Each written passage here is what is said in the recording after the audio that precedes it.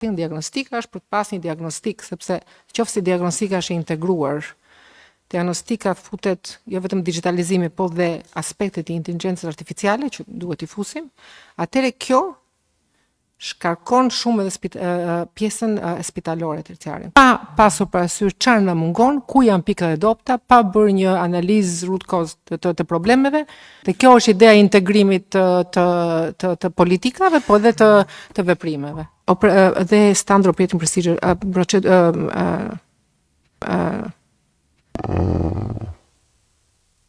Ekonomia financiare nënkupton Një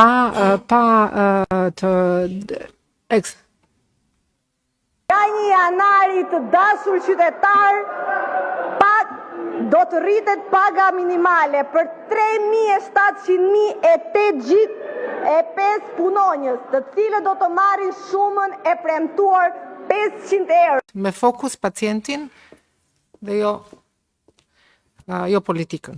Pacientit, t'i shërbej pacientit çdo bashkëpunim, çdo fokus që ju mendoni që mund të vinë në qendër të vëmendjes. Prandaj jemi pres sugjerimet. Më fala, mund të marrë tash po drejtohet, po bëhet për buxheti 2026. Ky dialog besoj se është i hapur apo jo, nuk mbaron sot. Prandaj sugjerime sa më mirë mendohen, aq më mirë është. S'ka pse të mbyllim, pastaj nuk është një proces që është në vazhdim. Shpresoj për një kohë të caktuar. Faleminderit. Çfarë do të ishte një histori suksesi për ju dhe çfarë do t'ju bënte ju të lumtur të shihni në sistemin shëndetësor shqiptar, dhe nëse ky buxhet i parë që ju po prezantoni është pikërisht nisja e këtij udhëtimi të ri në cilësinë e ministres së shëndetësisë. Faleminderit. Po, zonja ministre. Faleminderit zoti Shalsi. Atëre, vizioni im për shëndetësinë për këto 4 vite është që duhet jetë në qendër, duhet jetë pacienti. Do të thonë çdo përpjekje, çdo iniciativë do jetë për të integruar sistemin në mënyrë që të bëhet më efikas. Sigurisht qeveria për vite me radhë ka investuar shumë dhe do vazhdojë të investohet në struktura, në ndërtesa, tani fokusi duke mbajtur sigurisht në parasysh që dhe ajo do vazhdojë dhe rindërtim do vazhdojë, fokusi është në integrimin e shërbimeve, në mënyrë që ato të jenë efikase, një nga fokuset. Fokusi i dytë, digitalizimi i shërbimeve, standardizimi i protokolleve, jo vetëm onkologjike, sepse kemi folur shumë për onkologjinë, po onkologjika është në qendër të vëmendjes sepse është një pikë që është më e dhimbshme në mënyrën e tjetër. Dhe zhvillimi i stafit përmes trajnimeve të vazhdueshme. Do me thënë, në fund të një mandati, sepse gjëra nuk bëhen me 2 ditë, me 2 muaj, programi do jetë që ne do kemi një institut onkologjik të mirëfillt të standarde evropiane, por dhe një rjet kombëtar për sëmundje tumorale. Dhe trajtimi onkologjik të mos merret vetëm në QSUT, por me të njëjtat standarde të merret edhe në spitalet rajonale apo në qendra ku ekziston trajtimi, ku ekzistojnë ambiente për të bërë trajtim me kimjoterapi. Sigurisht protokollet shtrihen për te atyre onkologjike, se nuk mund të harojmë edhe sëmundjet kardiovaskulare, diabetin etj. Po kjo ishte një si fokus për të dhënë një shembull. E treta është diagnostika. Këto lidhen edhe me mbas edhe anën time si mjekës, si specialiste, duke qenë se e njoh fushën shumë mirë, si onkologjisë e diagnostikën. Diagnostika është për të pas një diagnostik, sepse qoftë diagnostika është e integruar, diagnostika futet jo vetëm digitalizimi, po dhe aspektet e inteligjencës artificiale që duhet i fusim, atëre kjo shkarkon shumë edhe pjesën spitalore terciare. Kur diagnostikimi është i drejtë dhe është efikas, dhe planifikimi spitalor bëhet është më i kollaj, shumë më efikas. Ju folet për një mandat, por ju kujtoj që jeni në mandatin e 4, jo ju, qeverisja juaj. Çfarë ju bën të mendoni se kësaj here do të jetë ndryshe? Ose që ju shtyn të mendoni se këtë herë do të ketë një spital onkologjik krejtësisht ndryshe, kur në buxhetin e Ministrisë së Shëndetësisë nuk shohim ndryshime? Është në të njëjta cifra me vitin e kaluar, për shembull. Besoj se po më pyesni mua dhe unë përgjigjem Po, çfarë po. do bëj unë. Po, po. Atëherë kjo përgjigje qëndron. Atëherë metemi tek vullneti juaj i mirë dhe asgjë më shumë, se po them edhe një herë, Jo, po jo t'i vetëm referohemi vullnet. shifrave të buxhetit, jemi aty mos themi më pak, sepse ju a rikujtoj, bëhet fjalë për 2.97% të GDP-s prap. Jemi në shifrat ekstremisht larg atyre që pretendohej apo që premtohen në 2013-ën. Ju a rikujtoj, premtimi ka qenë për të kapë 5% të GDP-s për shëndetësinë. Atëherë është 3.9% për të korrigjuar. 2.97%, por ky është një debat që mund të zgjatet shumë, por nuk ka rëndësi, prap jemi shumë larg. A mund të përgjigjem? Faleminderit. Atëherë është 3.9% dhe kemi filluar edhe në këto 2 muaj për të bërë një program rigoroz se si do vazhdojmë më tej për të gjitha këto fusha, sepse fillohet me hartën, me gjendjen aktuale për të planifikuar mirë.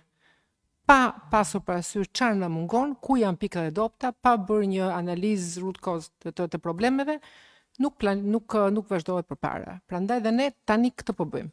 Po shohim ku janë vende që ne mund të ndërhyjmë, çfarë mund të ndërhyjmë, në disa etapa, sepse ka afat shkurtër, afat mesëm, afat gjatë. Dhe kjo është ideja e integrimit të politikave, po edhe të veprimeve. Faleminderit. Qartë. Në mandatin e 4 pra po krijojmë një ide se ku është se si është situata. Më falni, jo. Në mandatin tim të parë, Po, në mandatin tuaj parë, po në mandatin e 4 të qeverisës. Po marr veprime për ti Që nuk ishin ndër marrë përpara. Jo, nuk e thash. Këtë e thoni juve, mos vini fjalë në Jo, dakor, është konkluzion Ka që mundësi ta mbaroj fjalën se unë ju këndërprita ta mbaroj dhe unë fjalën. Patjetër. Në këtë mandat unë po i shërbej popullit shqiptar me mundësitë më të mëdha që kam si mjeke, që njoh mirë fushat që janë edhe më sensitive, duke ngritur një grup pune dhe një staf shumë të mirë që në qendror edhe në ato qelizat më të skajshme, me ato prioritete që sapo thash. Po. Faleminderit zoja ministre, besoj bind dakord që nuk është e gjitha kjo nuk mbaret thjesht te vullneti i mirë i juaj apo tek dëshira. Është pak më komplekse. Nuk vëm ndëshim as vullnetin, nuk po diskutojmë atë. Është shumë shpejt. Atë do ta diskutojmë ndoshta më vonë. Por thjesht po sqaroj që është pak më komplekse situata. Është vullneti, dëshira, po dhe mënyra e planifikimit dhe menaxhimit, nuk është vetëm vullneti e dëshira. Pikërisht pra, shpresojmë që ketë filluar më kuptu që që ka nevojë për ndërhyrje radikale. Unë kam kuptuar që ka nevojë për ndërhyrje radikale më përpara. Bravo, atëherë bim dakord në këtë pjesë. Po, zonja Doda. Faleminderit kryetar. Besoj se sepse pa justifikim nuk ka rindot në autonomi financiare. Okej? Të spitaleve, në thua memoriali, pastaj do të gjitha do jenë në një shkallë. Kjo është patjetër. Tjetër ishte protokollet onkologjiku, dhe kjo ndlidhe me protokollet e neonatologjisë. Protokollet ne filluam me që thamë onkologjiu protokollet dhe standard operating procedure, procedura operative standarde. Janë shumë të rëndësishme. Të dyja po ndërlidhen, ka filluar punën në fakt për protokollet, është ngritur në onkologji është ngritur një komision për protokollet me atëre protokollet në mos specializore të onkologjisë në gjithë botën ngrihet nga atje ku është qendra kryesore dhe pastaj bëhet implementimi se dhe implementimi ka ato problemet e veta, duhet ndjekur aq rigorozisht sa dhe ngritja e protokolleve. Kështu që është ngritur grupi me ekspertë sigurisht të fushës tanë, por edhe me ekspertë ndërkombëtar. Në mënyrë që protokollet të ecim sipas BE-s, por aman edhe me një logjik të zbatimit dhe të radhës së barnave që bën sipas statusit pacientit, stadit, sepse lidhet sigurisht edhe me barnat. Kjo edhe për do shtirë edhe këmba diabetike, jemi në fakt në kontakt të vazhdueshëm edhe me specialistët e diabetit, me shefin e shërbimit, që dhe atje të jenë protokollet të azhurnuara, të updateuara dhe pastaj të çojnë në të gjitha qendrat ku trajtohet. Digitalizimi është i rëndësishëm. dakordsohem komplet atje, që nga banat e track and trace e deri tek digitalizimi i pjesës së diagnostikës, prandaj dhe atje ka disa programe o disa grupe pune për t'i adresuar këto. Këto janë të tëra afat mesme, sepse janë afat shkurtra që po afat mesme dhe pastaj afat mesme në afat gjatë, pastaj në varësi të problemit. S'po kuptoj shumë. Kontrolli i mjekëve.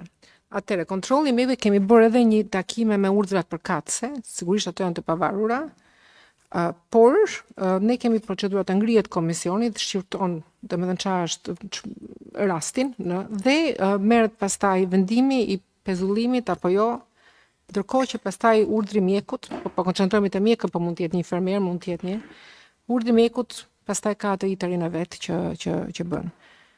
Sigurisht do t'i rishikojmë procedurat për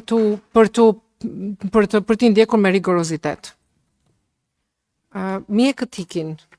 Tash mjekët ikin nga këtu, mjekët ikin edhe nga Italia në një vend tjetër, ikja e mjekëve nuk është një fenomen, është domethënë ekziston, por është një fenomen që nuk i përket vetëm Shqipërisë. Kjo nuk do të thotë që nuk duhet ta adresojmë, sigurisht do ta adresojmë sepse është shumë e rëndësishme. Kemi menduar disa rrugë për ta adresuar. Njëra është futur në proces përpara, domethënë zbatimi marrëveshjes studentët në shkruajnë për të 90.4%, për shkruaj shifrën e saktë, e studentëve të vitit të parë kanë shkruar marrëveshjen për shërbimin e detyruar 3 vjet. Rritja e pagave ka efekt financiar për 2.4 miliard lek për vitin 2026, totale 12.4 miliard lek që nga viti 2019. Tash kjo nuk është se është shumë fishuar paga në vende të tjera, unë vi nga vende të tjera kur fillon, paga tash po i afrohemi. Prandaj nuk është e njëjtë sigurisht, por duke pasur parasysh edhe taksat nuk janë të njëjta, me kosto jetesës nuk është e njëjtë. Kështu që ka një lloj balancimi por një gjë që është dhe shumë e rëndësishme është krijimi i ambienteve dhe krijimi i ambienti environment për që mjekët e rinj të punojnë mirë.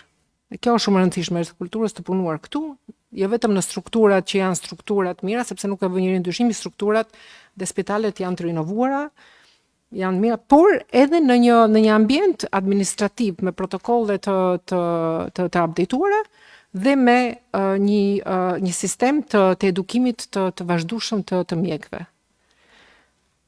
Atë që kemi menduar edhe bëja akëzime të ndryshme në fushat me spitalet kryesore, me spitalet elitar, me spitalet në çdo fushë të caktuar, për të rritur edhe shkëmbimet e mjekëve dhe eksperiencën që kanë. Të gjitha këto sigurisht do jenë pjesë e një programi që do shtrihet pastaj me etapa. Dhe shpresojmë që në këtë mënyrë të ngadalsojmë, sepse lëvizshmëria pastaj është një gjë që nuk ndalon dot, por të ngadalsojmë dhe të bëjmë atë që bota i thot brain gain, domethënë që ta mbajmë dhe ta kthejmë pilës. Në fakt un kam vëre, kjo ka qenë në mënyrë sporadike që shumë nga jashtë më shkruajnë tani dhe më thonë që si mund të ndihmojmë. Dhe këtë e kemi marrë parasysh dhe po ngrejmë një komision për të parë dhe ofertën, domethënë për çfarë janë gati të ndihmojnë, jo gjithmonë se ka mënyra të ndryshme për ndihmuar, është mënyra për të ardhur vetë për të rikthyer, por edhe pjesëmarrje për updatimin e protokolleve, për shumë procedura të tjera. Prandaj ne i themi po, çdo lloj ndihme që por aman duke e parë që të jetë vërtet ndihmë dhe vërtet të na japin atë kontributin e tyre për shëndetësinë tonë. Më duket se u përgjigja, apo harrova, nuk dua ta harroj. Neonatologjia që është atëre, neonatologjia sepse kjo ngrit edhe herës tjetër dhe e mbajta mend dhe e verifikova që oksigjen që defibrillatori është funksional. Tani? Po.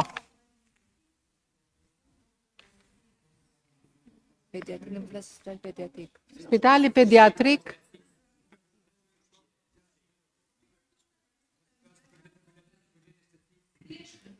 Dakor, ato probleme të gjitha që janë të dhe, domethënë po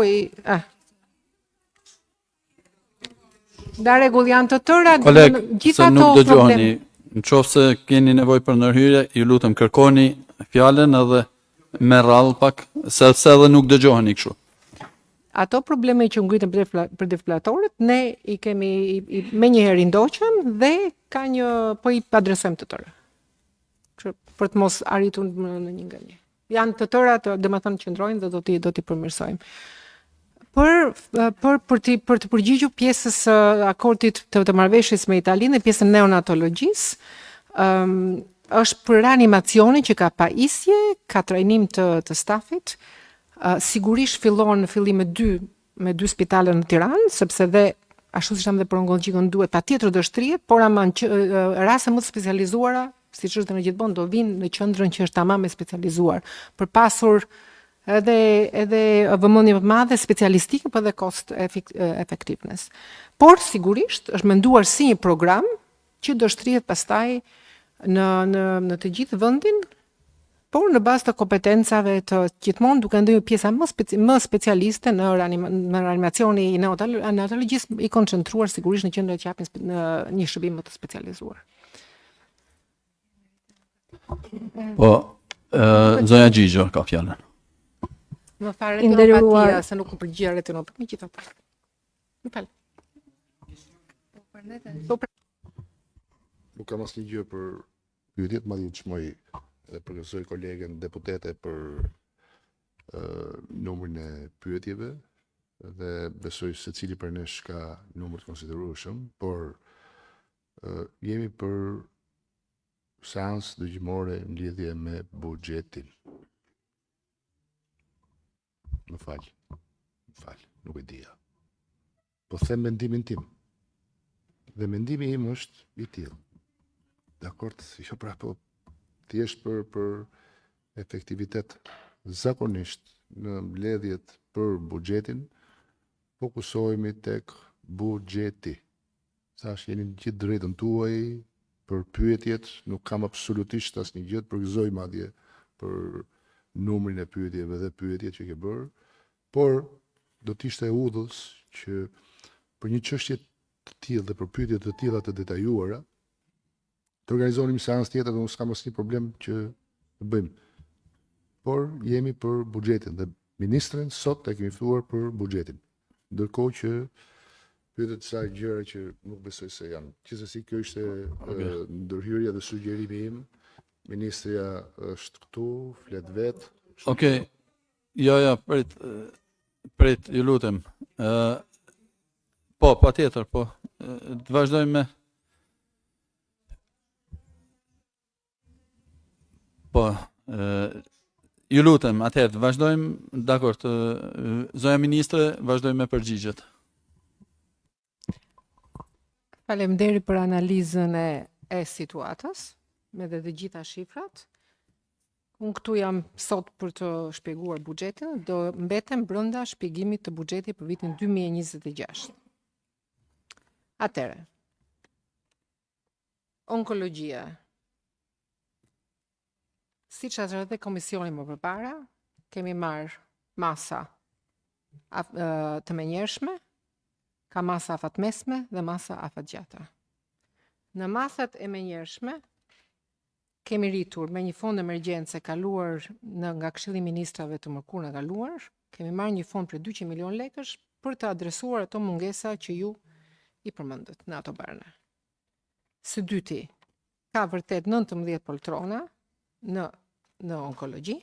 Kem ngritur një ekip, ka 2 javë që është ngritur ekipi, që po ndjek në mënyrë të përditshme menaxhimin, sidomos të kimioterapisë në spitalin onkologjik. Ka riorganizuar fluksin e pacientëve, në qoftë se shkoni sot, do shikoni që pacienti si në çdo vend tjetër merr atë numrin, shkon në dhomën e caktuar, në fasha orare të caktuara, për të lehtësuar fluksin e pacientëve, që sigurisht pastaj çon edhe në një përmirësimi të shërbimit të pacientëve.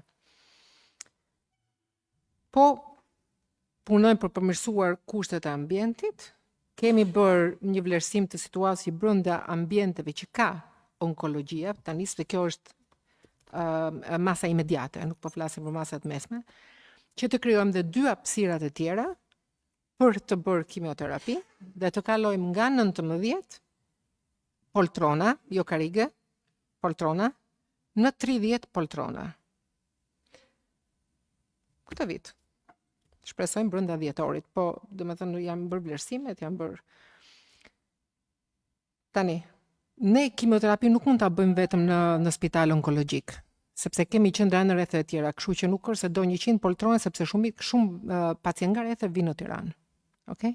Dhe nuk mund të mbi ngarkohet kur kemi qendrat e onkologjisë, prandaj ato që po punojmë dhe kjo është afat mesme sigurisht, është decentralizimi i të shërbimit që kimioterapia të bëhet si ç'është në vende të tjera të botës afër pacienti. Pacienti shkon në spital me protokollet e vëna dhe të hartuara në qendër, shkon dhe bën kimioterapinë në spitalin rajonal që ka më të afërt. Kjo është mënyra se si do ecet përpara.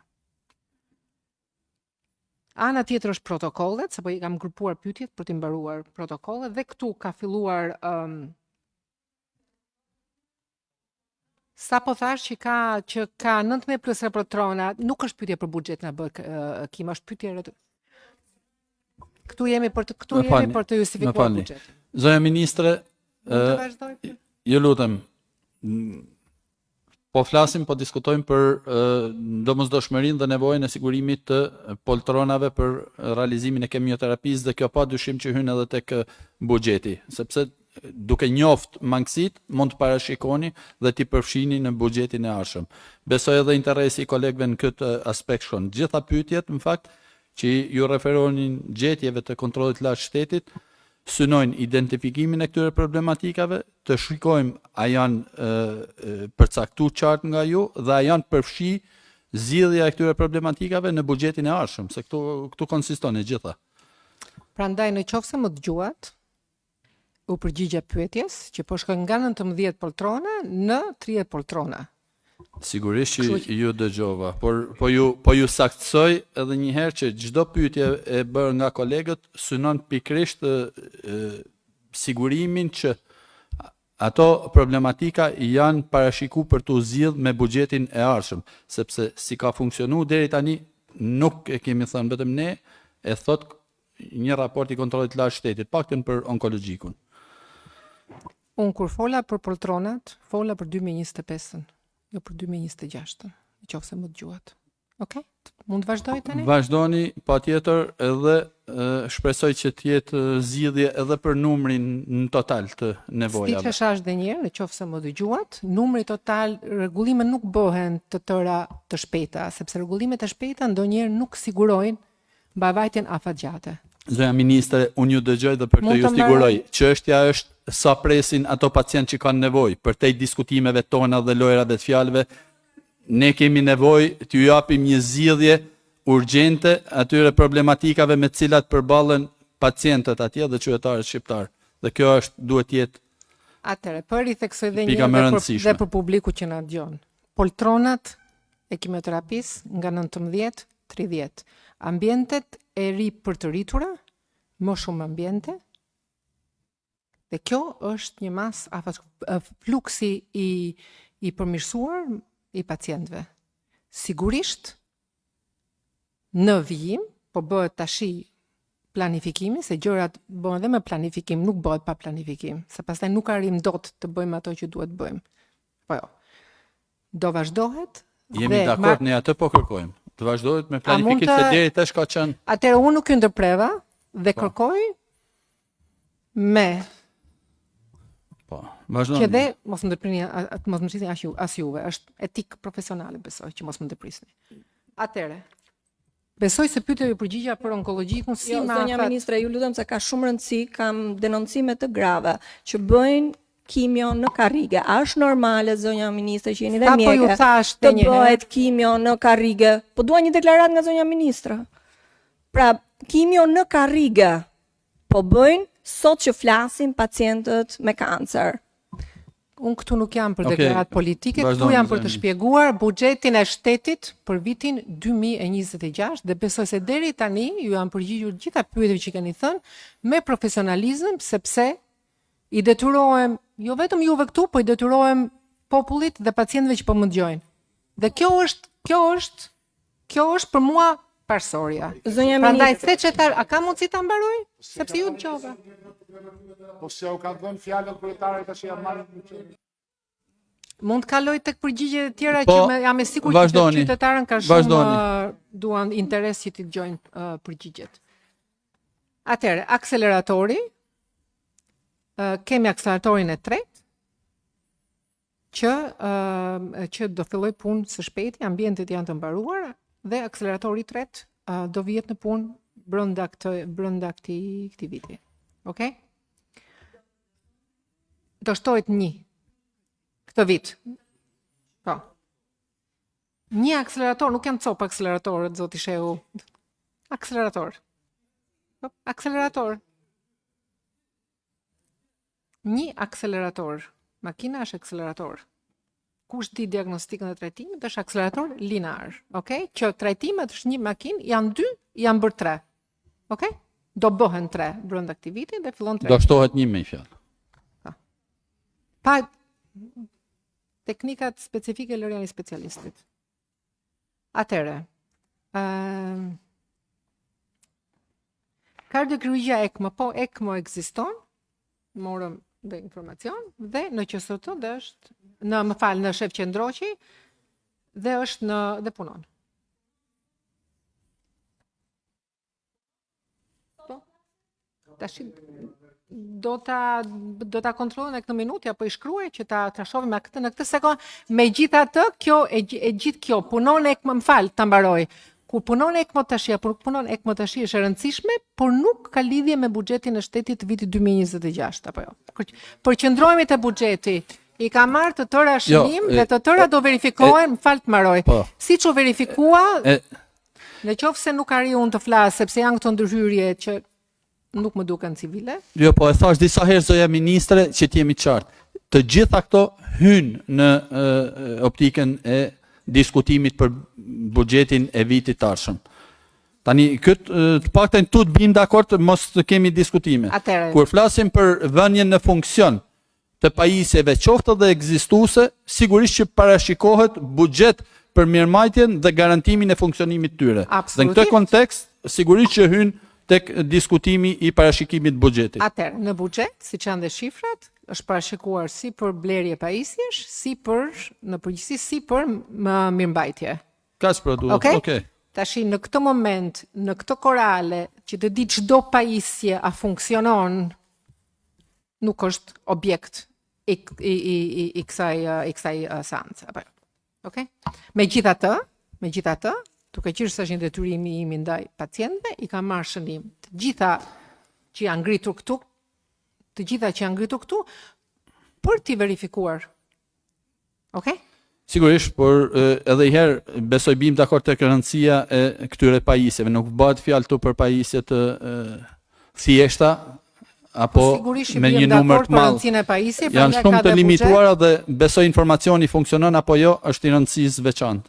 Absolutisht. Më fal, zonja ministre, vetëm nëse kemi mundësi që gjatë kohës të gjysmës stafi juaj mund vihet në kontakt, sepse në informacionin që un kam, ECMO te kardiokirurgjia nuk është vënë ndonjëherë në punë. Mund të marrim një informacion në kohë reale se këtu është sekretari i përgjithshëm, zëvendës ministra, punon sot që flasim apo jo, në informacionet e mia nuk punon. Okej, siç e thash edhe një herë, diskutojmë buxhetin, të tëra i kanë marrë shënim.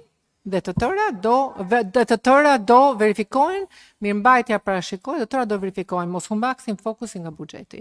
Vazhdoj për përgjigjet e tjera? Vazhdoni zoja ministra. Atëre. Ndërtimi i spitale. Laboratorët. Këshilli administrativ i fondit e ka parë këtë dhe prandaj do rritet nga në buxhet, e shikoni që është nga 1.9 në 2 miliard për vazhdimsinë që analiza laboratorike janë jo diagnostike laboratorike, jo diagnostike imazherike, janë dy gjë, që të mbulojnë. Sigurisht ne bëjmë monitorizim për të parë që të arrijmë me një planifikim më të mirë për të mbuluar analiza. Është qëllimi është për të mbuluar që mos ngelet në fund 10 ditë apo 5 ditë, se varion pak nga qendra në qendër. Po punojmë. Po. Dhe këtë i kemi marrë dhe po e po e shohim sepse po shohim dhe çfarë ndryshimi ka nga një qendër e tjetrës. Në disa vende arrin, në disa vende nuk arrin. Ndonjëherë është dhe çështje planifikimi. Okej? Atëre,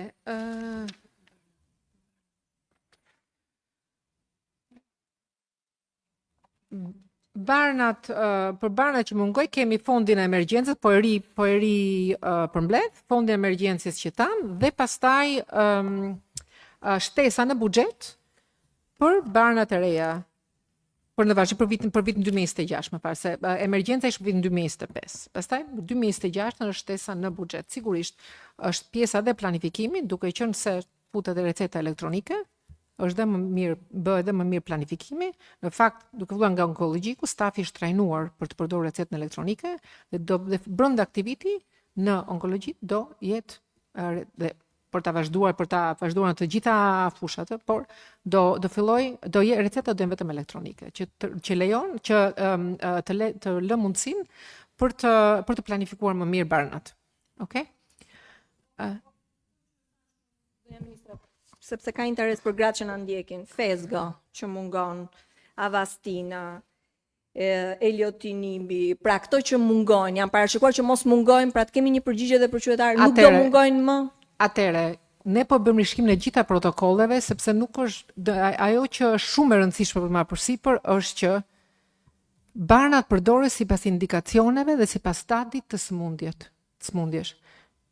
Aktualisht ka Herceptin, për shembull, që është një nga alternativa, prandaj rishikimi i protokolleve është shumë i rëndësishëm për të bërë të mundur që gjithçka të trajtohet në bazë të një strategjie për pacientin, në bazë të protokolleve dhe të linjave të linja guida. Vetëm për këtë sepse kam pasur gra të cilat edhe me mjek. Pra kemi Fezgo është niveli më i lartë, më i mirë, ilaçi më i mirë.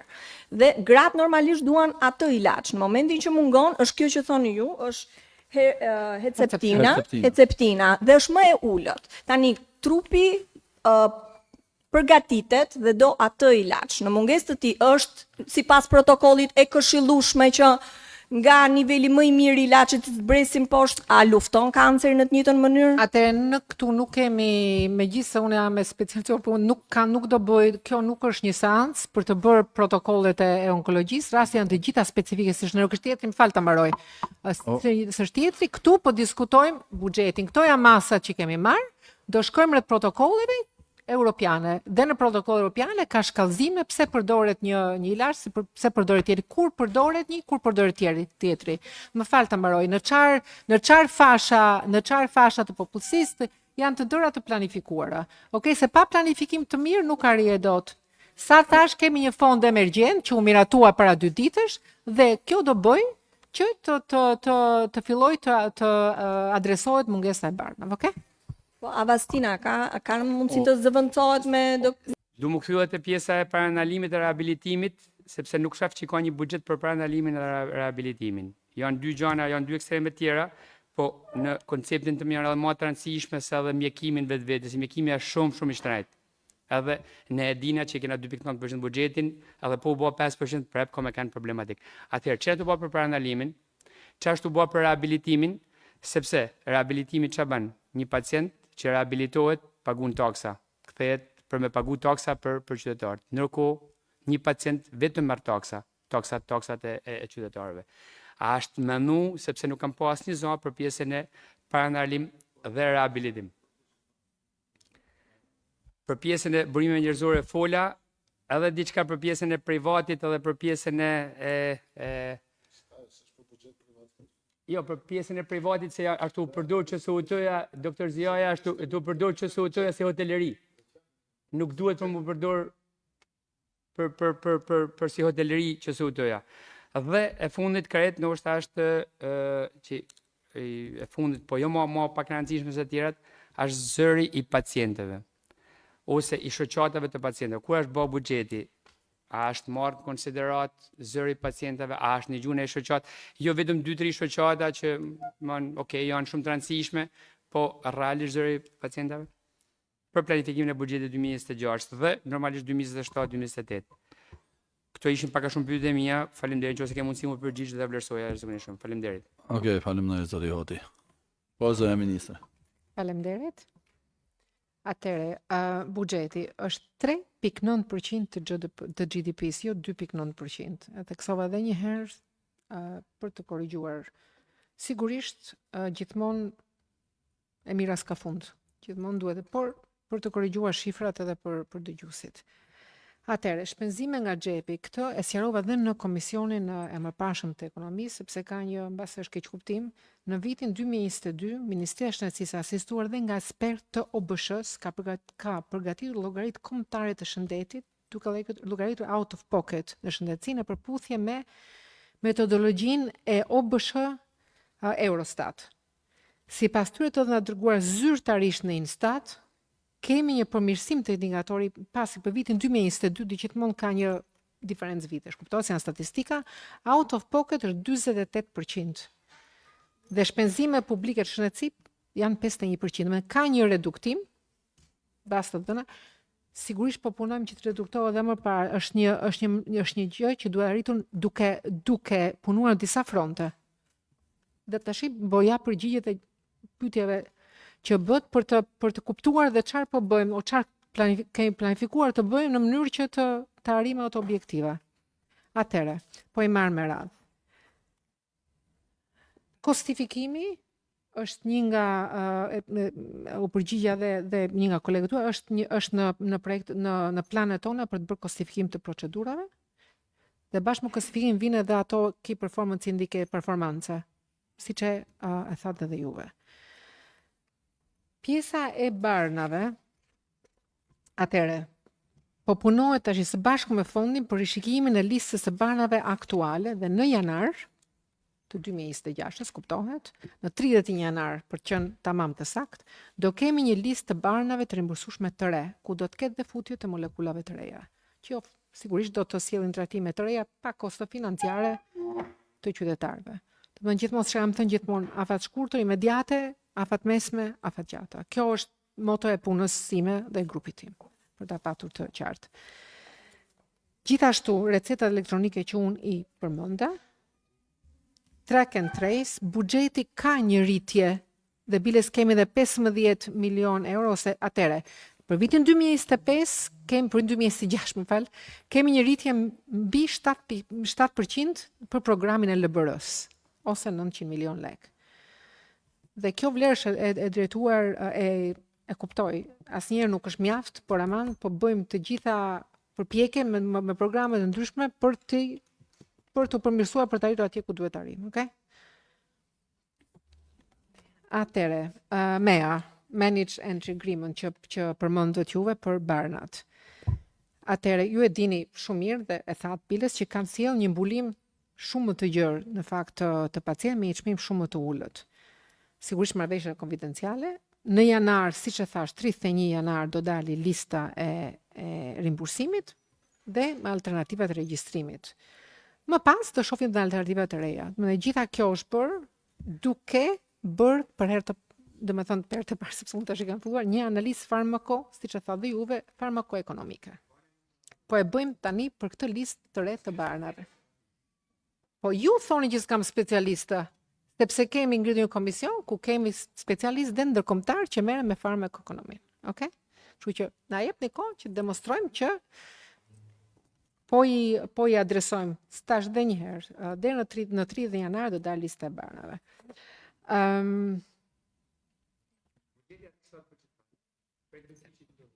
7% për programin e LBR-s. Dhe pastaj kemi kalojmë i digital, do të them track and trace edhe gjithashtu po punojmë, janë të pjesa investimeve për të futur electronic medical records i digitalizimin e kartelës klinike. Ka një investim të Komitetit Evropian. Patjetër. Pjesë e digitalizimit. Ne kena data fantastike, të mrekullueshme që vijnë prej check-upit, prej laboratorit, etj, prej selizimit etj. Këto data janë data që nëse do t'i përdorim, pra nëse po kotoj doktoresh Claudin për pjesën e diabetit, ka kanë një mrekulli, sepse janë identifikuar shumë përpara pacientë me diabet. Dhe në qoftë se të shohim dhe terapinë diabetike arrit 2 fish, terapia e lirë diabetike, sepse mund ta konsiderojë një lloj paranalimit. Por e thonën kjo, çfarë do të bëhet me këtë pull të mrekullueshëm data që kena 10 vjet që nuk përdoret për asgjë gjë. Dhe kjo është pjesë e digitalizimit e inteligjencës artificiale, sepse të dhënat janë, po duhet t'i përpunosh dhe të ndjerësh pjesën prediktive. Dhe jemi në fazë planifikimi me pikrisht për të hyrë këto aplikime dhe të AI në OIA, në sistemin ton shëndetësor. Tani, patjetër duhet kemi kartelën klinike. AI i referohesh diellës, zotëri ministër apo? Unë jam inteligjencë artificiale i referohem. Ka mundësi se po më ndërprisni ju tash?